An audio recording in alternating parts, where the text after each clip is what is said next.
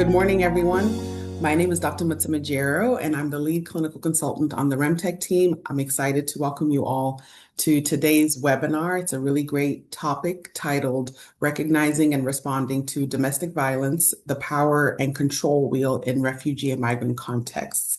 So we are the Resource and Empowerment Technical Assistance Center for Behavioral Health, also known as REMTech, which is made possible by funding through SAMHSA, which is the Substance Abuse and Mental Health Services Administration.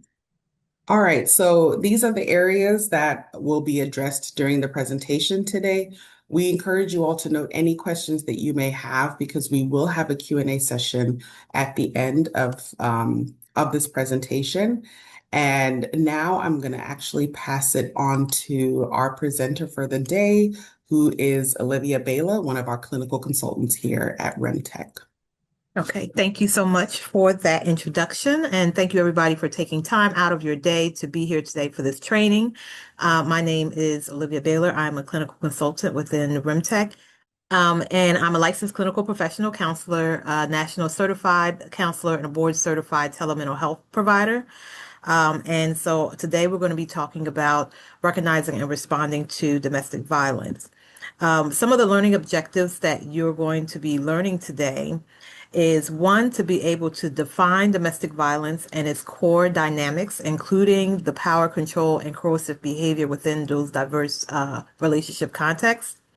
Also, you'll be able to learn how to describe the impact of DV on immigrant and refugee survivors, including legal, cultural, linguistic, and trauma-related barriers to safety and recovery.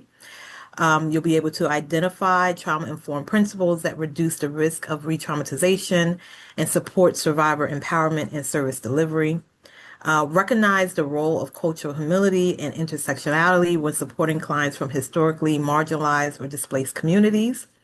Apply at least 3 engagement strategies that promote the client autonomy and safety during DV interventions, including in-person and in virtual settings.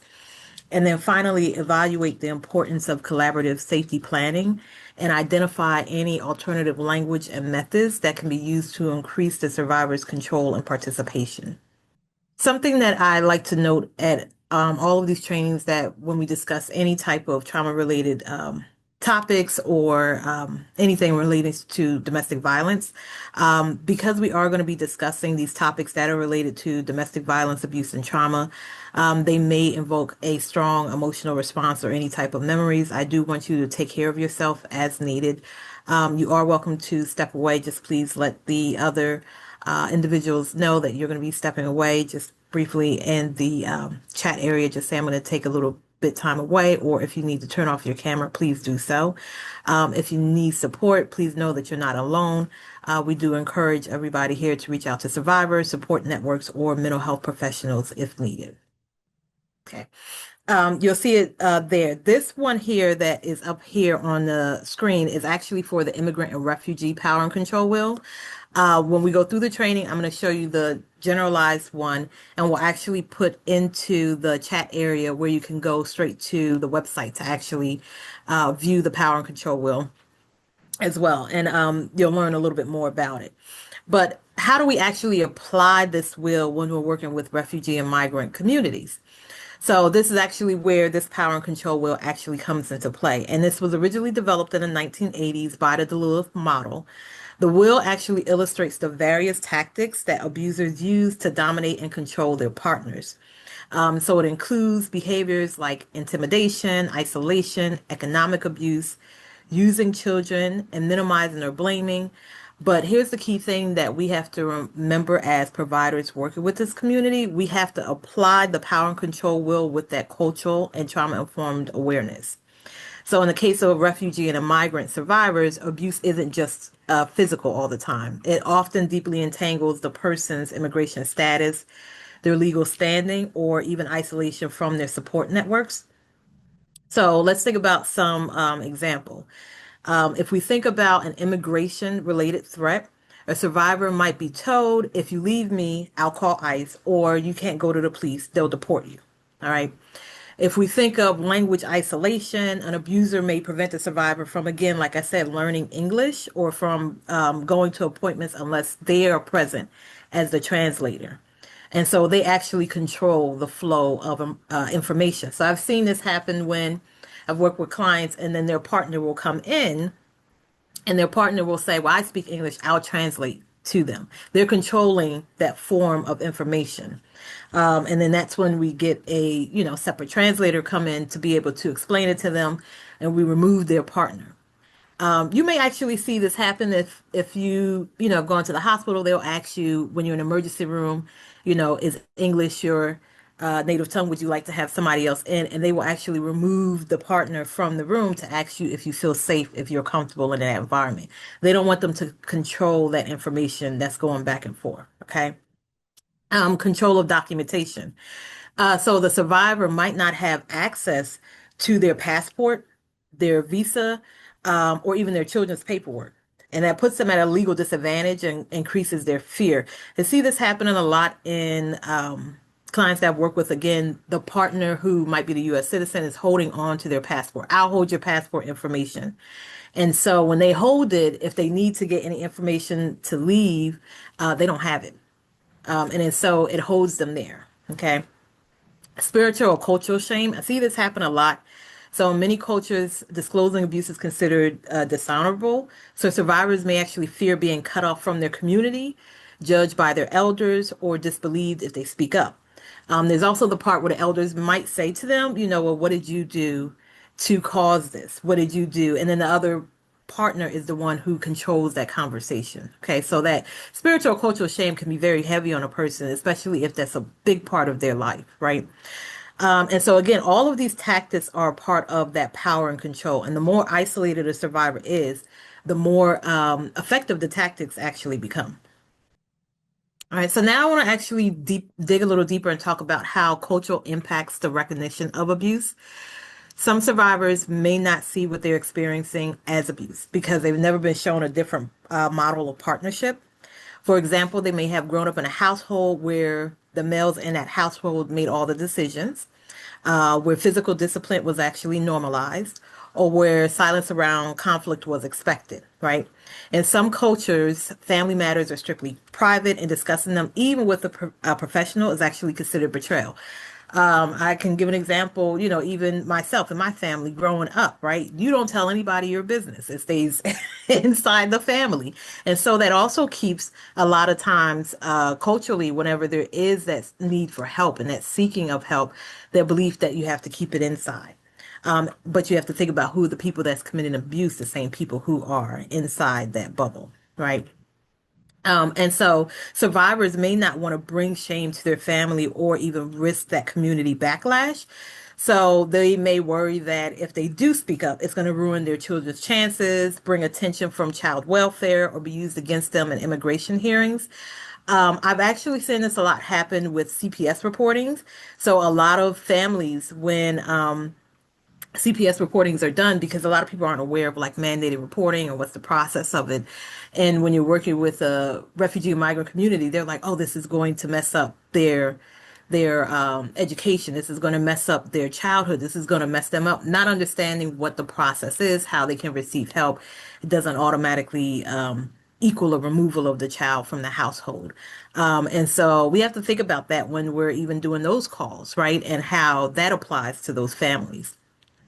All right. And so I want to say this is that understanding the context doesn't mean that we're excusing the abuse at all, but it does mean that we approach we approach survivors with a deep cultural humility. So we create a space for them to name their experiences in their own words at their own pace and without the fear of them being judged or forced to act before they're actually ready. So if you're a provider, your actual role in this space, so as clinicians, social workers, advocates, or healthcare professionals, our role is to actually hold two things at once. We hold a commitment to the survivor's safety and autonomy and a respect for their cultural framework that may shape how their safety is defined. We have to be very careful not to assume that all survivors want to leave the abuser. And I know that's hard to hear, or even that leaving is always the safest option. So think about it like this. For someone without immigration status, income, language skills, or family support, staying may feel like the only path to survival. So instead of asking, why don't they leave? We ask, what are the risks if they leave, and what support do they need if they stay? All right. This is where we're doing like that collaborative safety planning, and that's where it actually comes in. It's not about getting someone out of danger necessarily. It's about helping them think through the options in a way that honors their autonomy and their cultural identity. To truly serve the refugee and migrant communities of domestic violence, we must move beyond just really like these checklists and this scripted intervention. We have to actually listen to them, deeply reflect, and understand and remain open about what safety looks like for each individual. And so, as we continue on in this training, we'll build on this foundation. We're going to look at specific trauma-informed strategies and some engagement methods that promote kind of that safety, dignity, and empowerment.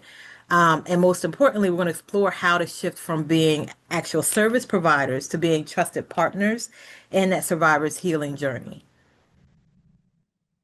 All right, something that I like to add into the trainings when talking about DV, because a lot of people will ask me, well, wait a minute, what is DV versus IPV? Is there a difference? And so I want to clarify that, and this just helps everybody just to understand the differences. So domestic violence covers the violence against all family or household relationships, and that includes also parent-child abuse, elder maltreatment, sibling aggression, and even caregiver violence. When we're talking about intimate partner violence or IPV, that refers specifically to abuse within dating, marital, or current and former romantic relationships. And so that makes IPV a subset of DV. So you'll just hear me say DV, but they're both, kind of a subset of IPV is a subset of DV. And so when we're working with immigrant and refugees who may live in extended households, I just use the broader term of DV is often more appropriate to kind of explain it. And so it encompasses abuse from the extended family, cultural practices, or even those household dynamics that go beyond just the intimate partner. So helping us really to avoid missing any particular cases. Okay, so here is the power and control wheel. Now, the one that you're seeing is the immigrant power and control wheel. In the chat area right now is the actual power and control wheel link and website. Just as FYI, when you click on that link, this thing is going to pop up to say, if you want to exit immediately, just press an X. They do that for the safety of anybody that is going on there and, is looking for resources. They don't want their history, their computer history to be found by the person that is engaging in the abuse towards them. And then, that causes another type of a situation for them. But you can go onto that website and find this immigrant power and control wheel. For this training, I will be going over the generic one, which is just the main one, but I will connect it back to the power and control wheel because you will see the immigrant power and control wheel because you will see the generalized DV wheel on the front of the page, but they have different wheels on their page that when you click on it, you'll actually see them. All right, so what I really want to do is focus on how these patterns appear in refugee and migrant contexts.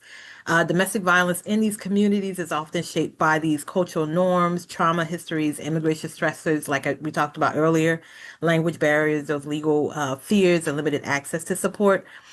Again, our task as helping professionals in this field is to really recognize both the visible and the hidden forms of control, especially those that are tied to dependency and fear of those legal consequences. All right, and so in this wheel, we're going to be going through each section. We're going to go through each section, and I'm going to give you an example of how it connects back to working with immigrant and refugee communities. Okay, so we're going to start off with intimidation. So for many survivors, intimidation actually starts really subtle. Slamming of the doors, breaking items, giving them a certain look or a threat, left lingering. In migrant or refugee populations, this often includes threats to call immigration services, ICE, or harm to family members who are actually abroad. And so when someone is unfamiliar with their rights in the law in this new country, even empty threats become paralyzing to the person. So abusers will actually exploit this fear often without even lifting a hand.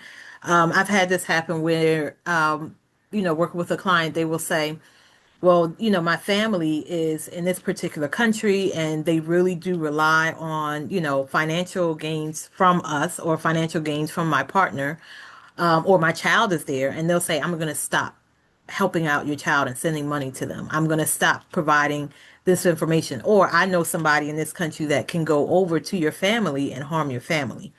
And so they try to intimidate them. And whether the threat is actually real or not real, it does put that fear in that survivor's heart. And so it makes them feel like, I can't do anything. I can't leave. All right. So this is one way that they hold on to the control. Okay, then we think of emotional abuse. So, emotional abuse slowly erodes at a person's sense of self-worth. This might sound like you're worthless, no one else will want you, or you're too stupid to survive here. In many cultures, survivors may not label this as an abuse, right? Especially if they were raised in environments where emotional cruelty was normalized or minimized, right? And so our responsibility is to actually name it gently, affirm what's actually happening, and to help them rebuild their internal narrative. I've seen this happen a lot with clients in emotional abuse where the person will say, well, look how dumb you are. You don't know how to read English, or, look how dumb you are. You're not able to understand what your rights are. You don't know what you're doing, right? It gives them that feeling of belittlement that keeps them feeling bad about themselves. Okay. And so they hold on to that, and that just knocks them down every step further and further. And they just don't feel like that they are good enough to seek help. Or sometimes they'll say, I don't need help. I'm worthless anyway. This is what should happen to me. And so we see this emotional abuse starts very subtle, and it just keeps hitting at the person's self-worth.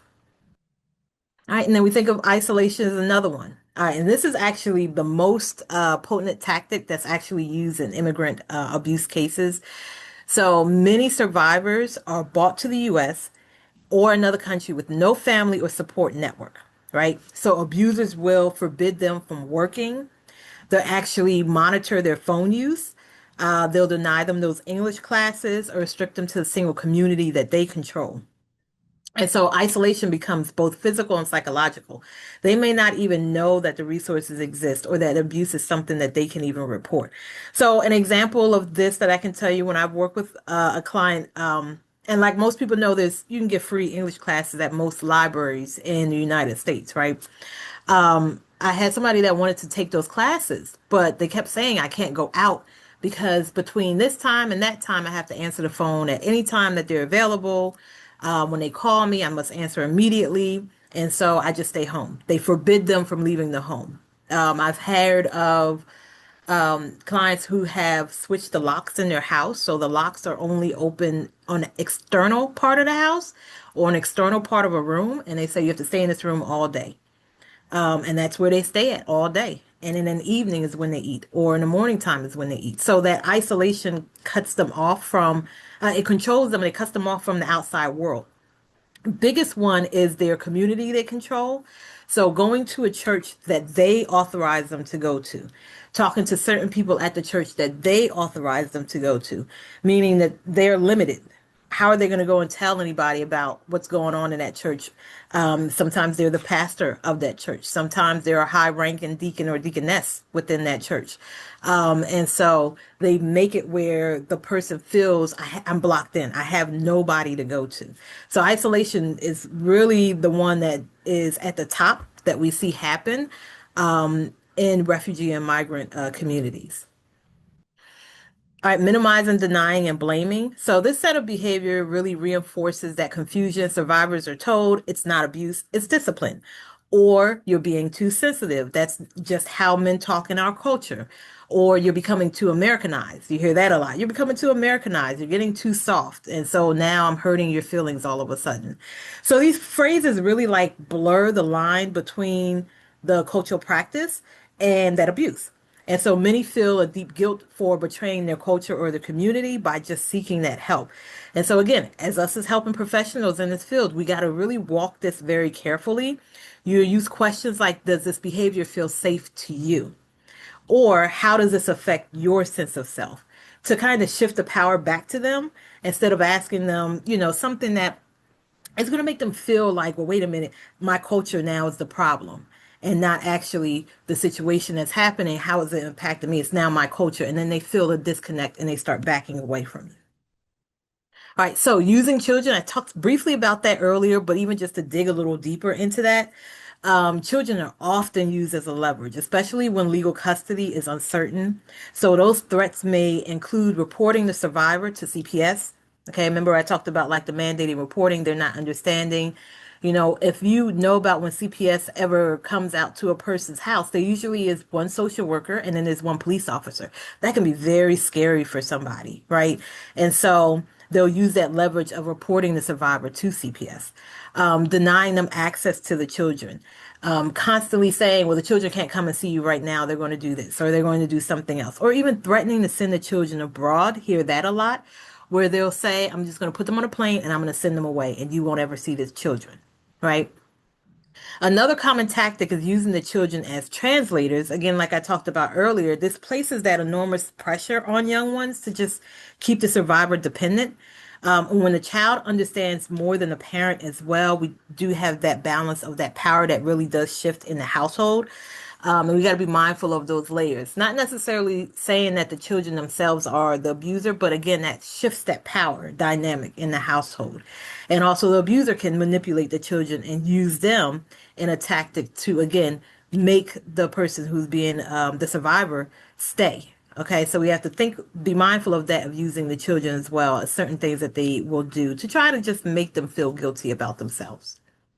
Okay, so I want to point this out. Male privilege on the slides, and again, the Duluth model came out in 1980s, and so it was under the assumptions back then males were the main dominating individuals who were committing the domestic violence. As we know now, that's not the case, but you will see on the original DV sides that they still put up male privilege. But I also like to add in there male privilege, or that kind of entitlement. And you'll see that change as you look at the newer slides. They've actually addressed it and changed it, but it still has it on the original one where it's say using male privilege. Okay, so this tactic really just shows up when the abuser claims cultural, religious, or legal superiority. So, for example, I'm the husband, I make the rules, or the Quran, the Bible says you must obey, or in our home country, this wouldn't even be a problem, right? So while those cultural varies, abuse is never excusable. Our challenge is to affirm the cultural identity that they have without excusing those harmful behaviors. And so we as helping professionals could say, I understand that tradition is important to you, and I also want to ensure your safety. Okay, you're not minimizing their religious belief, you're not minimizing their culture, you're just making sure that they're safe and getting them to a point where they can verbally communicate to you how they feel. All right, so economic abuse. So I briefly touched on this, but financial control is especially dangerous when survivors really do rely on the abuser for immigration sponsorship. And this includes denying them access to bank accounts, forbidding employment or education, or taking government benefits meant for like the whole family. Survivors may not know that they're allowed to even open their own account and apply for benefits independently, or economic abusers trap their survivors in cycles of need. So they help them so you can help them identify what they can control financially and offer those cultural competent referrals. So we see this happen a lot where, and I can give an example. I worked with one person that just didn't have access to their bank account and they didn't know. They were working and putting money into their bank account, right? And they were just like, I don't know how much money is in my account. I don't have access to it. I get $5 a week or I get $10 a week and I have to take food from home. And that's the money that I'm allowed to keep. The rest of the money is for the family, right? So it holds them in this economic abuse. And if they wanted to leave, they just feel like I don't have enough money to do it. Okay. And so this is actually a really dangerous one because they really rely on the abuser, and the survivors sometimes really do feel stuck. They just say, I don't have money, and they just feel completely defeated. Okay, so coercion or threats are often include statements like, I'll have you deported. If you call the police, I'll say you abused me, right? And that's a really big one that has happened to a lot of people that I've worked with because they don't know how the police works in the United States, right? And so in their home country, the police might be first inclined to go to, if it's a relationship where it's a male and a female, they'll go directly to the male and say, what happened? What did she do? And so they don't know that in the United States that, you know, they're going to talk to both parties. They're going to talk to both individuals. So they will say, if you call the police, I'll say you abuse me. Remember, I'm the United States citizen. They don't understand kind of that they have rights as well. They'll also say statements like your family back home will suffer if you don't cooperate. So I'll go and tell your family about it. I'll tell everybody in the neighborhood, especially if like it's a village like neighborhood, and they're going to come to your family and they're going to think that they didn't raise you right, or they didn't, do right by you, or that you have the devil inside of you. And so that puts a threat to them that then affects their family as well, right? And he starts to actually do work because they exploit that trauma, that fear, and that cultural guilt. And, if we think about refugees who have fled persecution, they may be especially vulnerable to threats. Even the possibility of being forced back onto or into danger is enough for them to just keep silent, right? And so, again, as us as helping professionals, we got to validate these fears and reinforce that support really does exist, even if they are undocumented or unsure of their rights. And so before we move on to the next part of the training, I want to take a moment to really summarize and give you space to actually reflect. So domestic violence in refugee and migrant communities, like I said earlier, is layered and it's complex. So abuse is not always visible. And safety planning must go beyond just immediate danger. It must consider those legal vulnerabilities, that cultural expectation, and even those language barriers that we talked about, and shape a survivor's sense of safety. When we think about the power and control wheel, it's going to help us identify these patterns, but our real task is to apply it with that cultural humility. So, really recognizing that for displaced individuals, control often includes threats that are related to their immigration status, their fear of deportation, and that isolation through their language, or even that community stigma as well. And so, again, survivors may remain silent not only out of fear of their partners, but also because of their fear of losing their legal status, the community standing, or either their family connections. And these pressures often build onto one another and are invisible to outsiders. And that's why cultural awareness and trauma informed care are especially essential to creating that trust and safety. As we continue on, I want to encourage you to really just reflect, right? And this is just something you think about. If you want to put it into chat, you can. But think about this, like what assumptions might you hold about culture, safety, or abuse, right? And so even how can you better serve clients whose lived experiences might differ from my own? All right, and so I want us to just watch a really quick clip that bring these ideas to life. I want you to see how power and control can look different across those cultural settings and how clinicians can respond effectively while honoring each survivor's background and story. It felt like being in prison.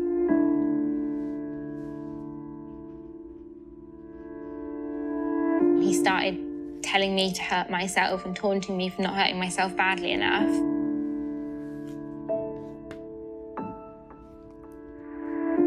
He eventually got me hooked onto heroin.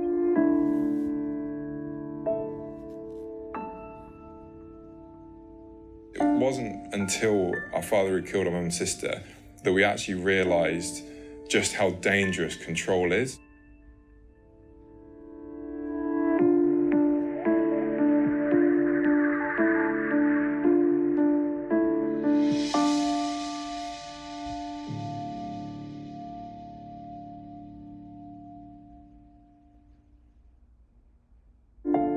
Coercive control is an insidious form of abuse.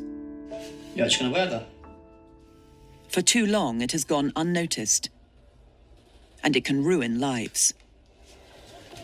For many victims, it is an isolating secret they bear alone. Who are you talking to? I'm not talking to anyone, I'm just doing my video. You're lying. I'm not, I'm No, I doing my told you video. not to talk to people. Coercive control is a subtle form of abuse. The survivor may not even recognise it as abusive. It's a repeated pattern of behaviours, stripping away a survivor's self-esteem, and it can increase the isolation of the survivor in that relationship. What's really important for people to understand is that they may not even recognise that they are actually a victim of domestic abuse. A Mumsnet survey said 38% of women have been in an abusive or controlling relationship, with 6 in 10 saying they suspected a friend or family member was in one. Sadie is one of them. She entered into an arranged marriage at 19. it started off with language, then it started off with how I was walking and talking. If I sat down, you don't sit down like that. You need to sit down slower than this. How you stand, you don't stand like that. I'm an educated man, you need to stand like this. And then it went on to who I was going to meet and whether I should be in contact with them. The clothes that I wore, I didn't buy my clothes. He bought all of my clothes. I knew it was wrong. I went for the phone, and this time he threatened to kill me. He said I was going to bring shame on my father. That was the last thing I wanted. My father was my life. It's hard because you don't have anywhere to turn to.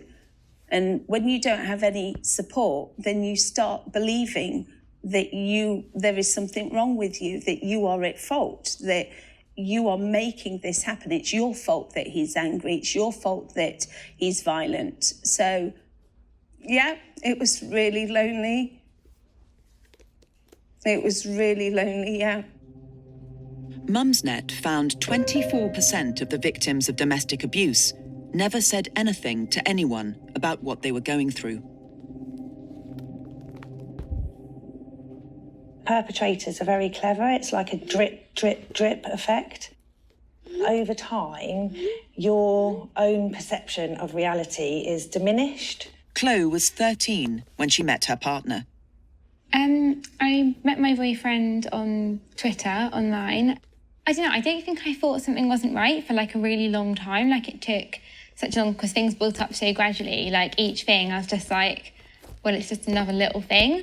I think looking back, there were signs from the very beginning that something wasn't right. He could go from being, like, he'd be really lovely when we met, and then in between, he'd be really, really unpleasant. I think, like, there were lots of little things he did that were quite controlling. Like, he could, like, lose his temper over maybe just, like, me liking the wrong Facebook page, or, like, he'd tell me, like, he liked girls to dress a certain way. Like, he'd say, oh, I only find girls attractive if they wear, like, short dresses and, like, low tops and that kind of thing. And then if I dressed like that when I was with him, afterwards he'd like shout at me for being a slag and a slut.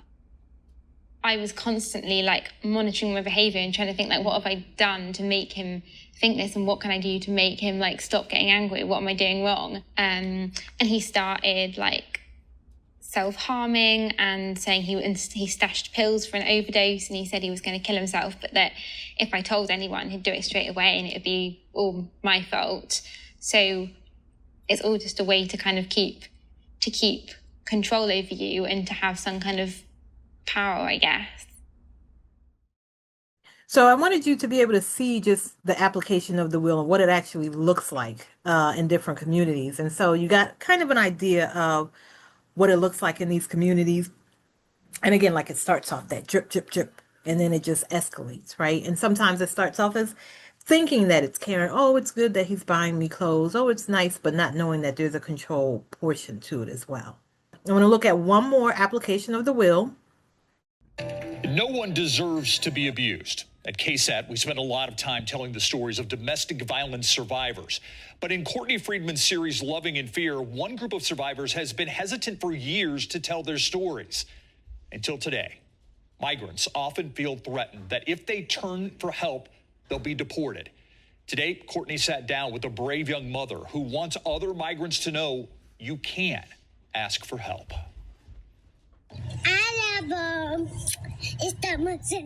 This silly, relaxed freedom is a new feeling for these girls and their mother, who we are keeping safe by hiding her identity. Her husband is in jail on a felony charge accused of trying to kill her 2 months ago.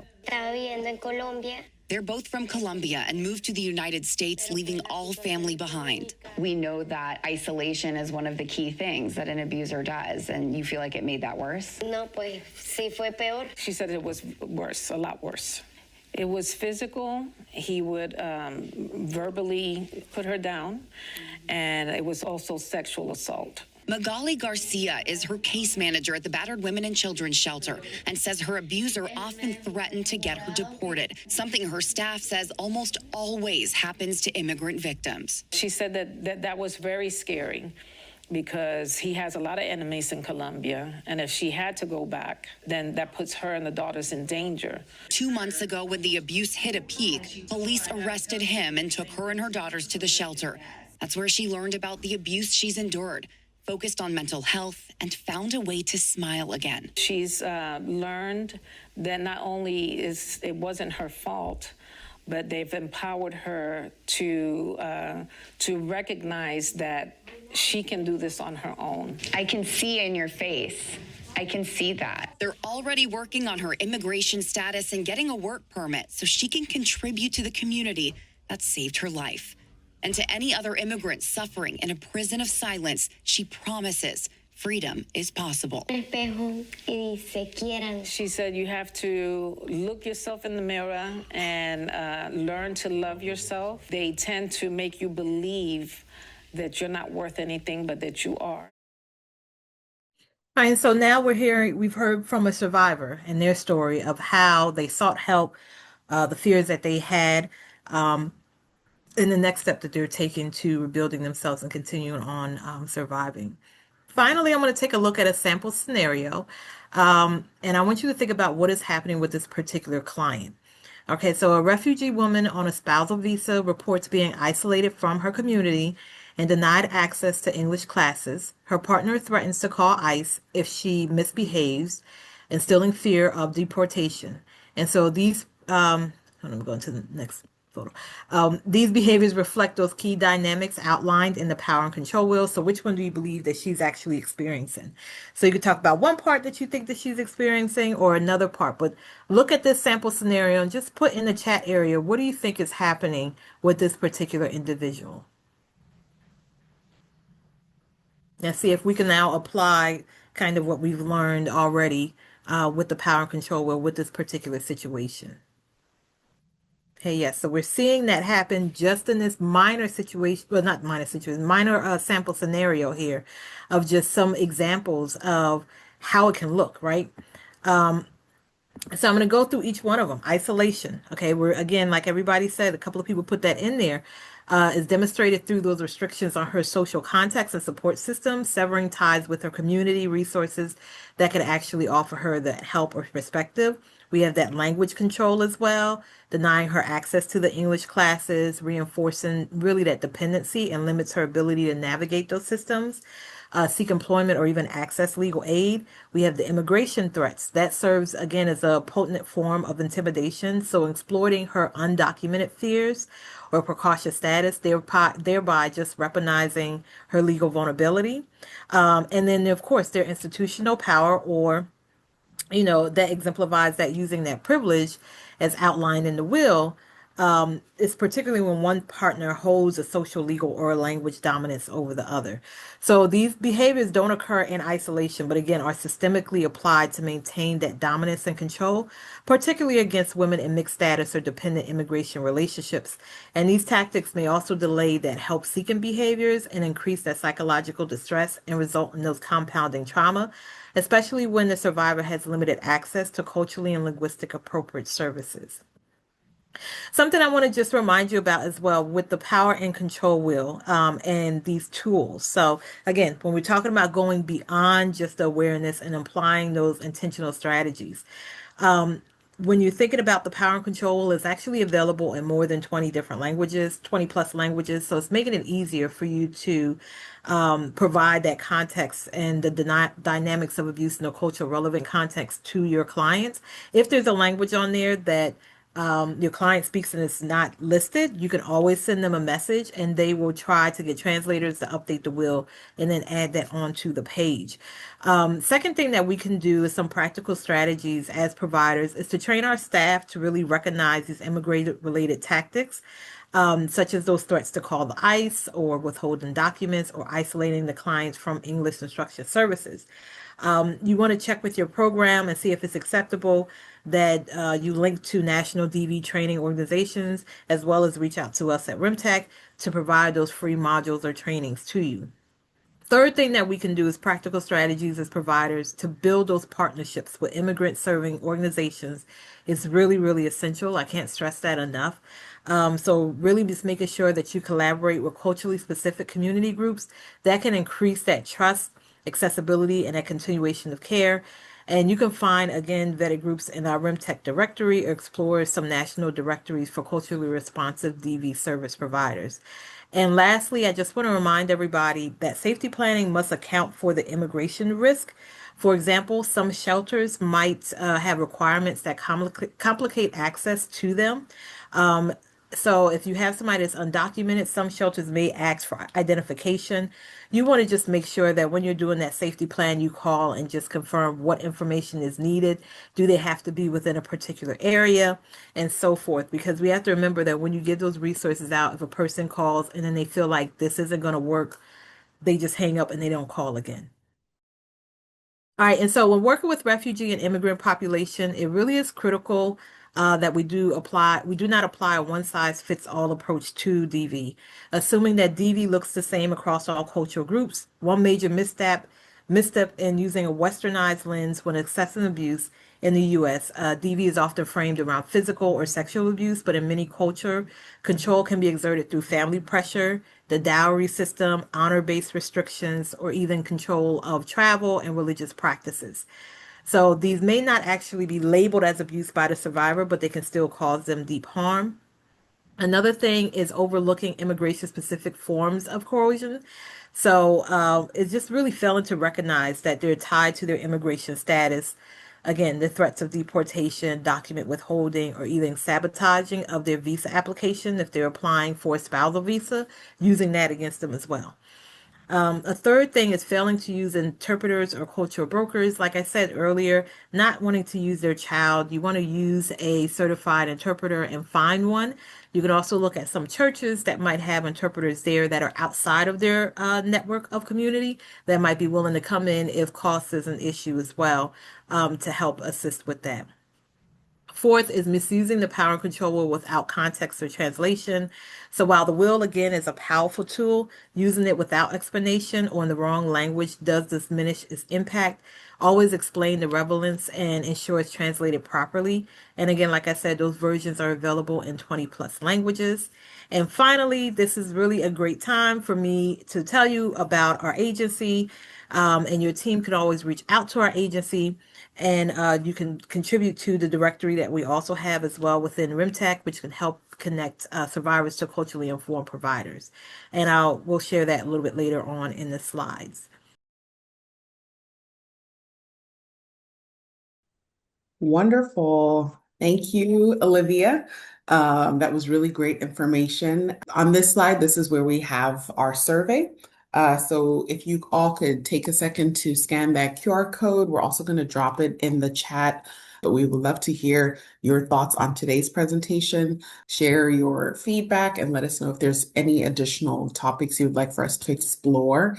So we would love to hear from you all. So please check out the link in the chat as well as scan the QR code. Of course, there's a lot of information that Olivia shared, a lot of great information. You may not have questions that are coming up for you right now, but if at any point later you are like, let me reach out and find out more information related to this topic, feel free to do so. Reach out to us. This slide just highlights how simple it is to do so. This is how you can submit a consultation and technical assistance request with us, or a CTA request. You just go to our website, click on the blue button at the top right of the navigation bar that says request consultation or technical assistance, and complete that form. And of course, thank you. Thank you all for your participation, your attendance, all of your engagement throughout the chat. If this is another way that you can reach out to us for support through our email address. So you're welcome to email us or submit the CTA request as highlighted in the previous slide. And just visit our website for more events that we have coming up, more webinars. We're offering more CE credits for all of those. So we would love to continue to engage with you all. There is the post-event survey once again. So, your feedback really matters. But thank you, everyone, once again for participating, for being engaged, for joining us today. We look forward to connecting with you all in future webinars that we have taking place. So again, visit our website, sign up for the monthly webinars we have. We also have a conference coming up soon, a virtual conference. So be on the lookout. Be sure to be signed up for our newsletter so you can receive all that information to start registering for that and attending more of these presentations that we have. And there are a lot of comments in the chat. Thanking you for a wonderful presentation, Olivia. Agreed. Thank you for great information. Everybody have a wonderful and safe rest of your day, and we look forward to staying connected.